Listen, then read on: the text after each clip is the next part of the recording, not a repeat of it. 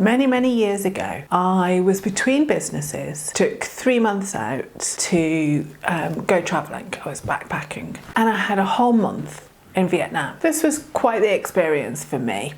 I learned lots about how a whole nation of people can go through the most horrendous stuff and come out as being extremely entrepreneurial, extremely resilient in the face of all of this, of all the terrible things that happened, and just be getting on with it.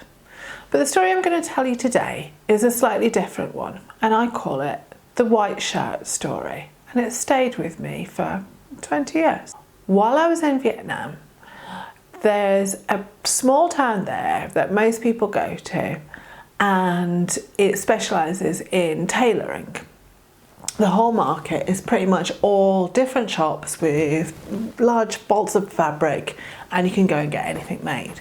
This was really good timing for me because I'd taken 2 pairs of trousers with me backpacking. I'd already been away for a while, and one of those pairs of trousers in particular was just about to go. In fact, 5 days later, they split right across the bum, which is not a good look, really. Not what I'm going for. So I got a couple of new pairs of trousers made and enjoyed this town. I got chatting to a guy there who had come with a very specific mission. He already knew about this town and its tailoring, and he'd worked out how he was going to approach this. So he was on his 2 weeks holiday from the US, and what he did was went to every single stall in that market, every single tailoring shop, and he got all of them to make a white shirt, just a simple white shirt, a bit like this one, but probably more fitted, an office shirt, it's your standard thing. He could afford to do that because they could give him a very good price. Each white shirt was about $3 or something, very cheap. And you always need a white shirt, so if he had, the next 10 years of white shirts, that's all fine. So he got his white shirts done, and then he went away for 5 days trekking and having fun. And he came back and he looked at all the white shirts very carefully and chose who had made the best white shirt. And then he went to that shop and he asked them to make him 5 handmade suits. Obviously, still a good price for him, but very nice money for them. There are lots of business lessons in there. There's a lesson about going on holiday and getting your wardrobe made for next to no money by being well prepared, but that's a different one. The other lesson, of course, is to always do your best work, because you just don't know who is going to just order a couple of white shirts and who is going to come in with the big order subsequently.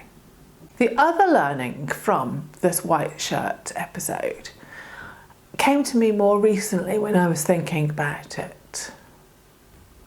I've used this white shirt analogy for clients all the time, but recently I flipped it around completely. And what I was thinking was, what would happen if you saw the white shirt product as your chance to go in deep, do your research, but to limit the expanse of it, so it's not a whole suit, it's not a whole mega product. And by putting those boundaries about it, you can go in deep. And that way it allows you to let your customers try you out, but it also lets you explore your world.